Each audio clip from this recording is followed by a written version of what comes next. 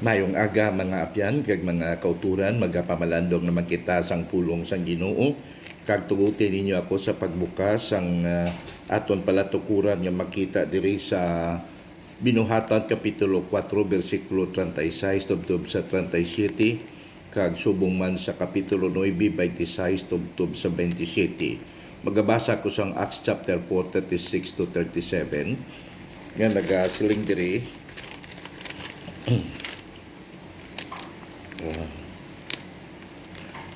Si Jose nga isa ka Levita nga natao sa Sipre nga ginatawag sa mga apostoles nga si Bernabe nga konsayuron ang manugpabakod. Nagbaligya sang iya kugalingon nga gindala niya ang kwarta kagintugyan ini sa mga apostoles. Diri sa Binuhatan kapitulo 9 26 tubtob sa 27, nagkadto si Saulo sa Jerusalem kag nagtinguha siya sa pagpakigimpon sa mga gintutunan ugaling hindi sila magpati nga isa na siya kag gintutunan kag nahadlok sila tanan sa iya. Pero ginbuligan siya ni Bernabe kag ginpakilala siya sa mga apostoles. Ginsaysay ni Bernabe kung paano ang pagkakita ni Saulo sang Ginoo sa dalan kag sang paghambal sang Ginoo sa iya. Ginsugid man ni Bernabe kung daw ano ang kaisog ni Saulo sa pagwali sa ngalan ni Jesus sa Damasco. Amoy ning pulong nga aton pagapamalandungan sa sini nga aga kagabay pang Ginoo magapakamaayog gid sa aton mga biyan. Kamusta kamo sa sini nga aga kag kabay pa nga ang Ginoo magaupod naman sa aton sa nagatuon kita sa iya nga mga pulong nga may dako gid nga kapuslanan sa aton nga kabuhi. Sa sini nga Domingo magadala ko sa inyo sang aton palatukuran o kung sang aton nga pamalandungan kag ini may kaangtangan sa isa ka tawo nga ay hanabatyan man naton ang ngalan niya si Bernabe, sa English si Barnabas. Kag may madamo nga mga bagay nga ginahambal sa kay Bernabe, mga maayo nga mga butang nga gapati ako kita makatuon gid sa mga matahom nga leksyon sa sini nga sumulunod sang aton nga Ginoo. Sa karon nga mga panag-on kadamo gid sang nagabatyag sang kabug-aton sang pagpangabuhi tungod sang global pandemic nga gina-experience naton kag ang Metro Manila kag ang iban nga mga malapit nga probinsya kaangay sang Cavite, Laguna, Rizal kag iban pa nga neighboring provinces under naman sa modified ECQ, no? Modified Enhanced Community Quarantine tungod kay kadamo sang nagtaas ang numero sang mga COVID cases kag nagahalong kita tungod kay ini nga klase sang balatian mabudlay kag magasto labi na kung ikaw balayaw ay sa ikasarang hospital kag kadamo gid sa nagabatyag sang kasubo, kadamo sang nawadaan sang trabaho, kadamo sang wala sang gamiton sa ilang pagpangabuhi kag isa sa mga pulong kinanglanon gid naton karon labi na sa mga tao bilang nga ara gid sa manubo nga level sang ilang kahimtangan sa ilang mga balatyagon amo ang ginatawag nga encouragement. Kinanglan gid sila sang pagpalig-on, pagpabakod kag karon nga aga ang tawo nga ginatumod ko amo ini siya si Barnabas o si Bernabe, ginatawag ini siya nga son of encouragement or consolation. Kag may mga pila ka bagay nga mahangpan naton nanungod sini sa iya matukatuon kita kag ginatawag man ini siya nga the man renowned for his pleasant personality.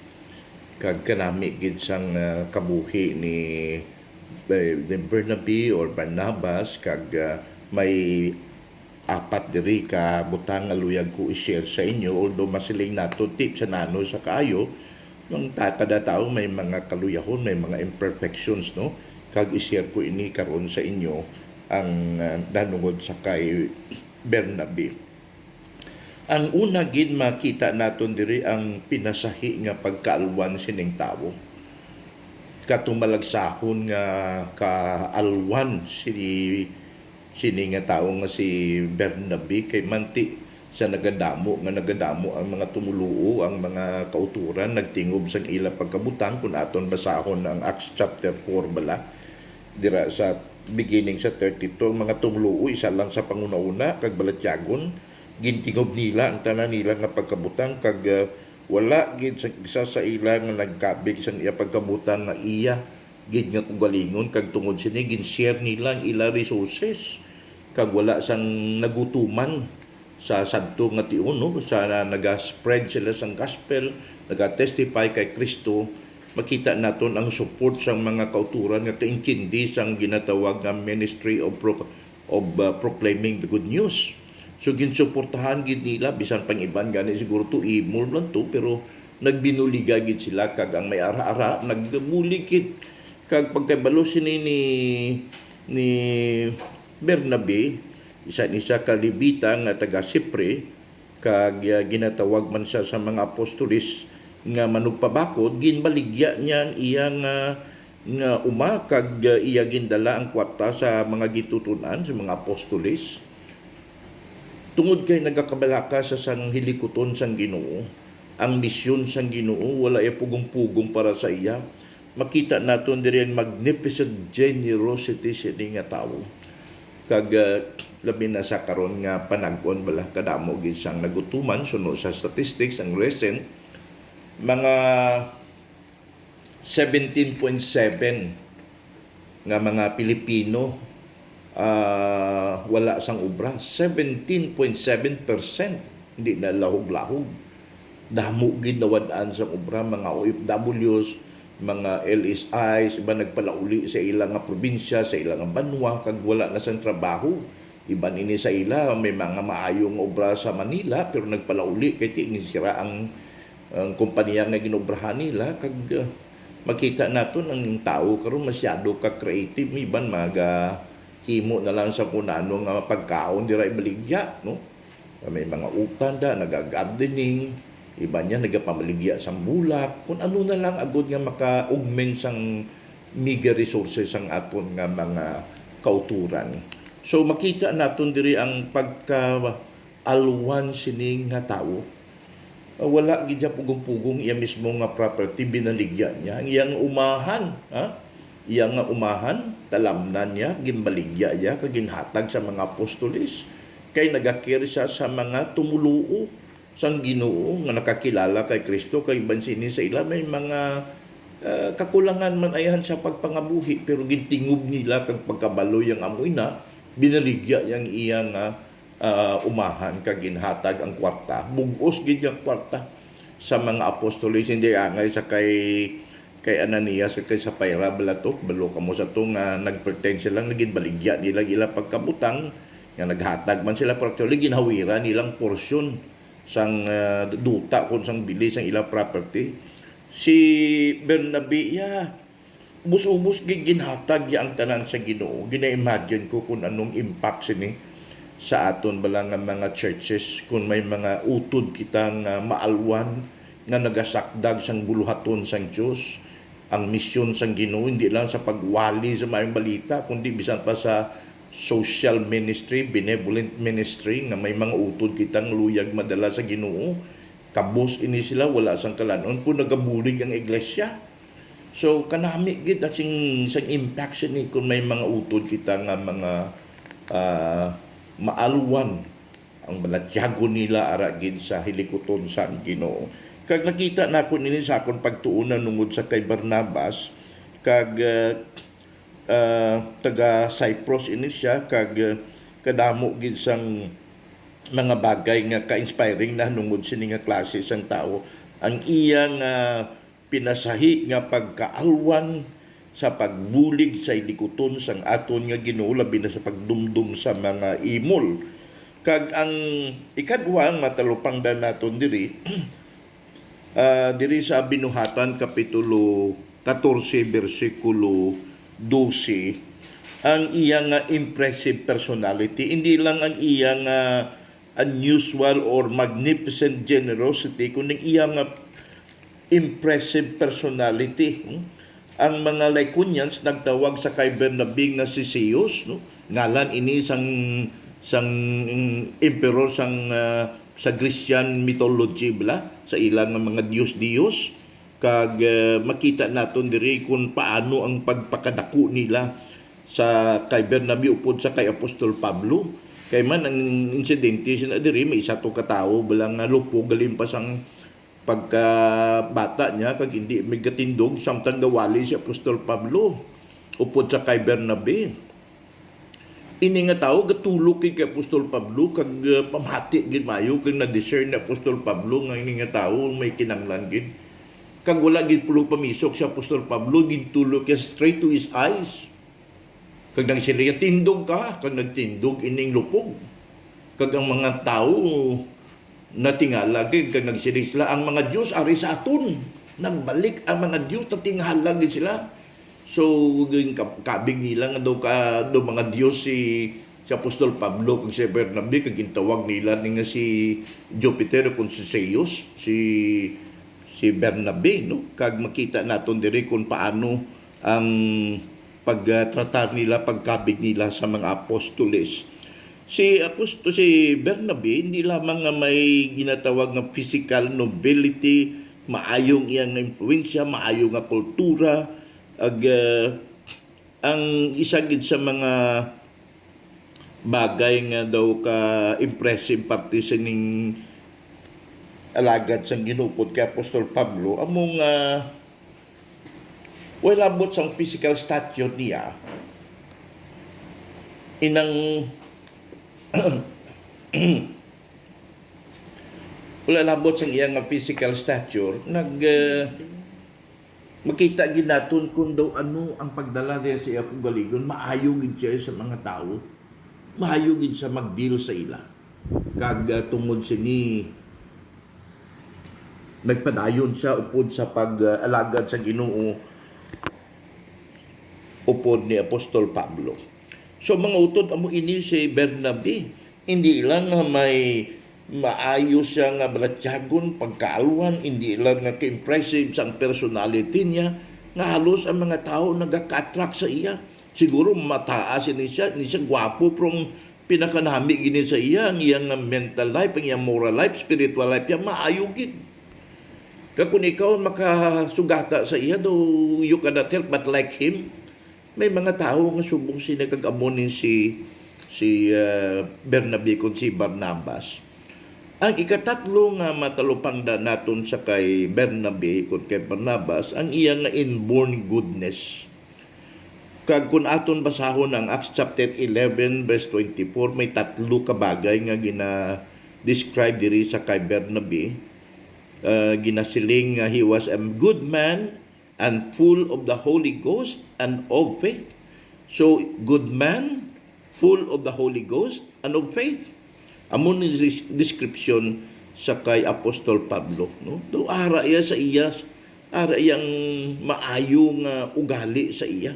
Ang inherent goodness, inborn goodness nga ara sa sining nga tao inatungod kay ang espiritu sang Ginoo ara sa iya. Maayo siya kag siling pa nga tawo nga puno sang pagtuo, pagkilala sa aton nga Ginoo. Kag tungod sina ang gugma, kag ang simpatiya, ang pagsalig sa Dios ara sa iya kabuhi, kag ginatawag ini siya sang iban nga isa ka alagad sang Ginoo nga napun-an sang espiritu. Kag tungod sini may isa ka scholar nga nagsiling si Dean Church that Barnabas was an earthly reflection of the Paraclete o kon ang Holy Spirit. So makita naton diri kung daw ano ang description sa sining nga tawo, isa ka tawo nga manugpabakod, isa ka tawo nga maayo sa iyang mga kaingod, isa ka tawo nga maalwan, isa ka tawo nga in spite sang iyang impressive personality, pero makita naton kung daw ano siya nagdala sa iyo kung galingon sa tunga sa mga katawhan, labi na sa pagdala niya upod kay Apostol Pablo sang maayong balita sa ang kaluwasan sa bagay nga gin-attribute siya nga si Jupiter o kung si Zeus. So Mga utod, amo ini si Apostol Pablo tungod kay nakilala yagid kung si Bernabe, tungod kay nakilala yagid niya si Kristo. Kag kung aton balikan ang teksto nga ginbasa ko, sang si Apostol Pablo na convert sa dalan sa Damascus, kag matapos nga na-convince siya nga ang Diyos may plano siya kabuhi, sang nag-upod siya sa mga gintutunan ano ko nagkanto sa Jerusalem. Nagtinguha siya sa pagpakigimpon sa mga gintutunan, pero mga gintutunan, mga disciples daw hindi magbaton sa iya. Daw ginkulbaan sa pagbaton sa iya, bisan pa nga kabalo sila nga na-convert na si Apostol Pablo tungod sang iya nga inagihan. So, wala sang tao nga nagpakilala kag naggarantiya sang tao nga si Saulo nga karon si Pablo na, kundi si Bernabe nga nagpaybalo nga ini siya ginbag-o na sang Ginoo, isa na siya sa aton, matutom nga manug-alagad sang aton nga Ginoo, kag ginsuportahan gid niya si Apostol Pablo sa pagpakilala agudto nga mabaton sa sang mga leaders sang iglesia.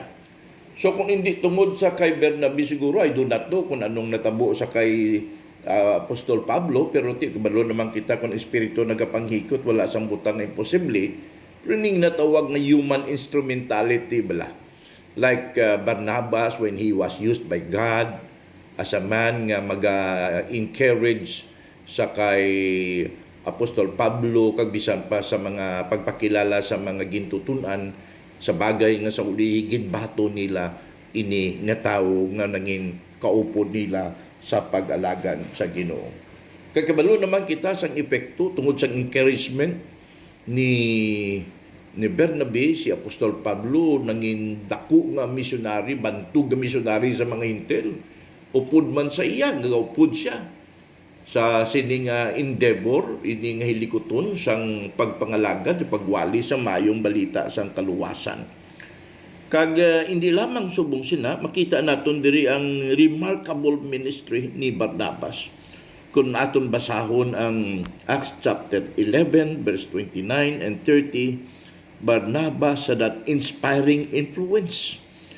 He was trustworthy, he was adapted to missionary work.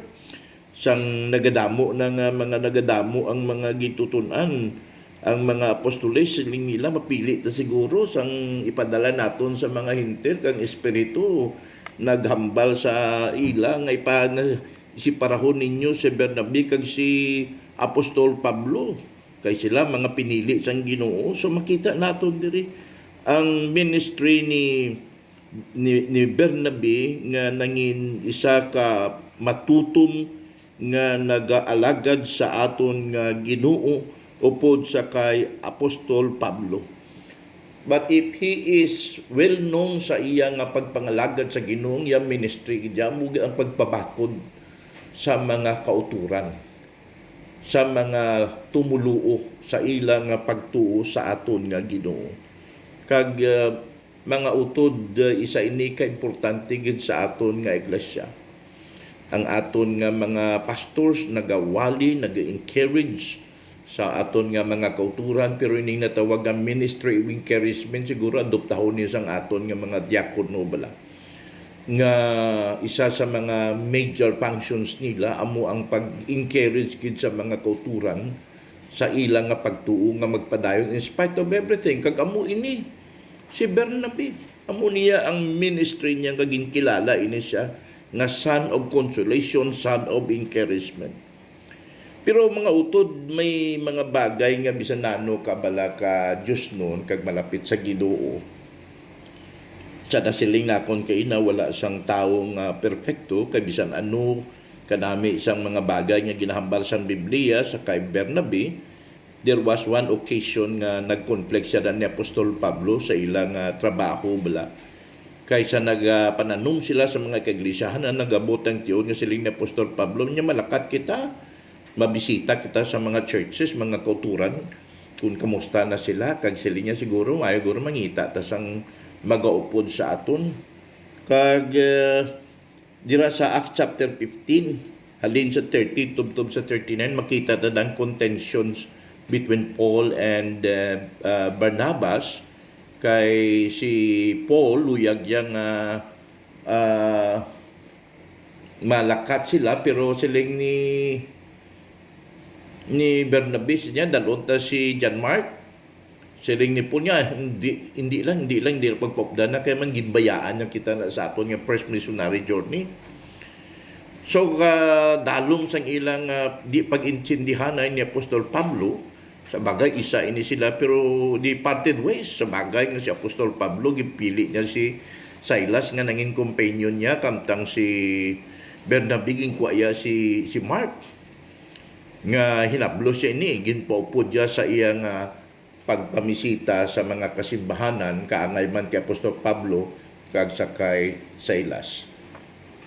Makita na ko diri nga si Bernabe may ara siyang balatyagon bala sa mga taong may mga kakulangan sa ilang pagpangalagad o kung may mga kasalanan nga nahimayan, nagabilib sa sining ginatawag nga second chance. No? Kagamuni ang isa sa mga manami sa kay Bernabe, kay gitagaan niya gitsansyan alwat si Mark, kay manti upod ini sila sa first missionary journey. Pero for whatever reason, base homesickness nga nahidlaw si John Mark sa kay nanay niya sa Jerusalem, kay manti taga Jerusalem ini siya, binayaan niya sang dito na sila sa Pampilya.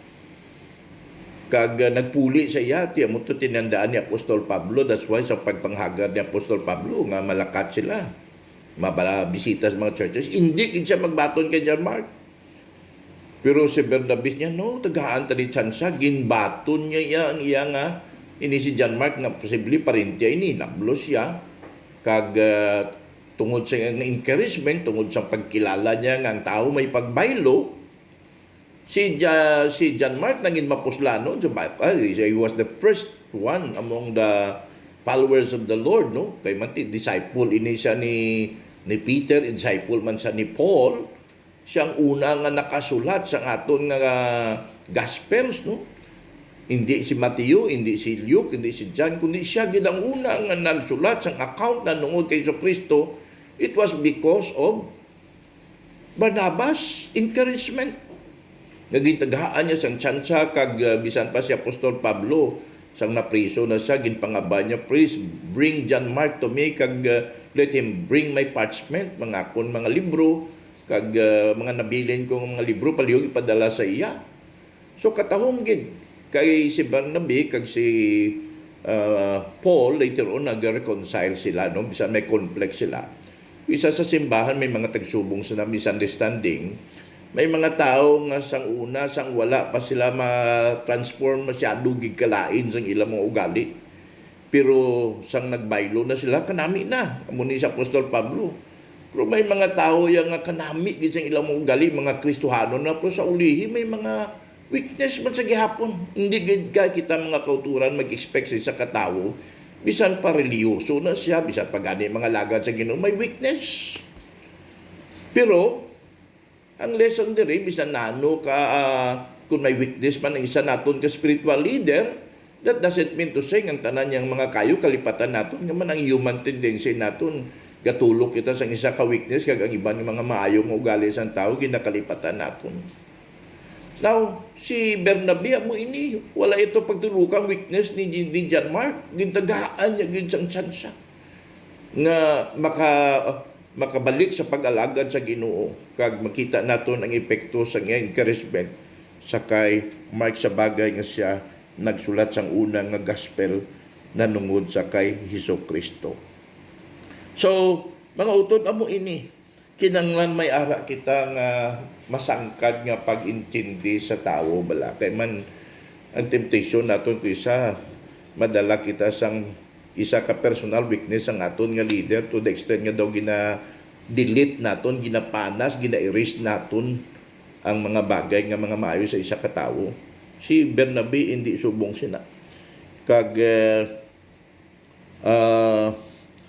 ang isa pagid sina diri among kun nga ang nagpadayon ini si Bernabe kag ang iya pagkilala nga si John Mark tagaan siya tungod kay siya iya sa nasiling nakon kakilala gid kun ano si Kristo sa iya nga kabuhi.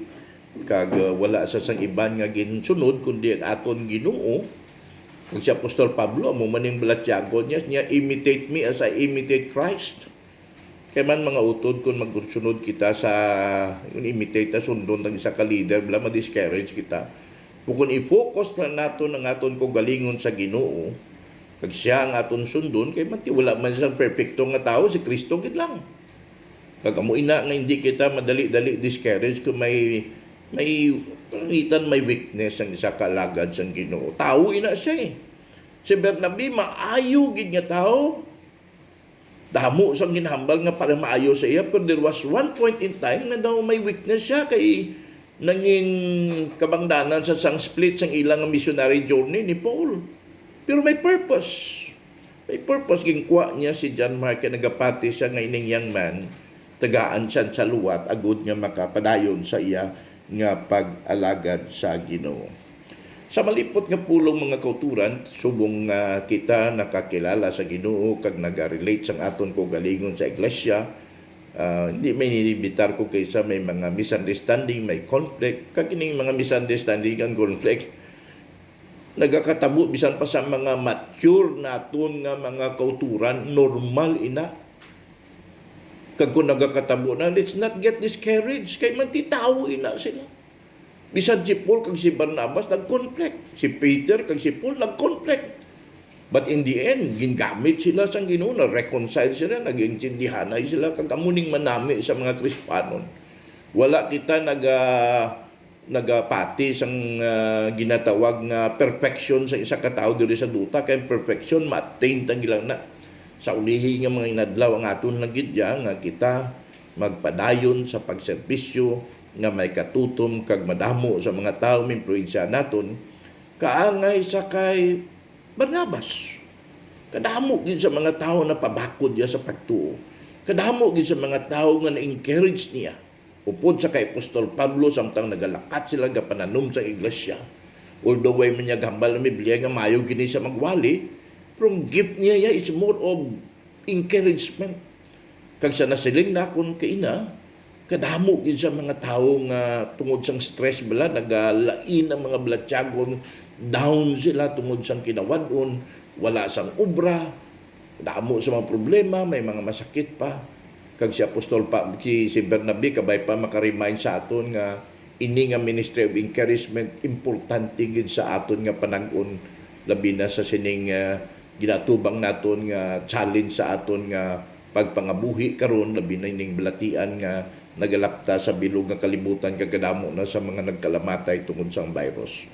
So mga utod, amo lang gining doy ko i-share sa inyo kabay pa nga nakatuon kita diri si Apostol si Bernabe. He had a magnificent was noted for his magnificent generosity, his impressive personality, sang iyang inborn or innate goodness, ang iyang notable ministry.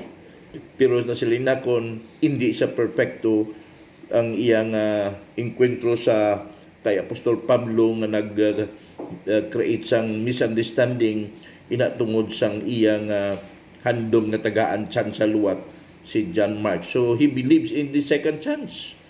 Sang isa ka tawo nga nakadasma, nagluya, o kung ano ay nag-backslide, naghina sa pagtuo, gini-carry siya lang. Kagabay pa mo manining aton mga balatyagon subong nga mga kaanakan sang Dios. We should be like Barnabas nga nag-encourage sa mga kauturan naton labi na sa sini nga mga panagon. Salamat gid mga biyan ni si Pastor Arman Coley nga nagasilay. May God bless you all. Kag magapangamuyo kita sa malipot. Amay namon salamat gid sa imong mga pulong. Salamat sa imong pagupod sa amon kag isang kaalam nga nagatudlo sa amon sang mga bagay nga importanteng dapat namon matunan subong nga mga kanakan nimo. Salamat sa mensahe kag ehemplo ni Bernabe, Barnabas kag kabay pa nga kami mangin instrumento man isang imong pagpakamayo pagi sa amon ehemplo sa among kabuhi kay sa among pagpabakod sa pagtuo sa mga kauturan labi na sa sining nga panahon ning amon pangamuyo sa ngalan ni Jesucristo. Kabay pa.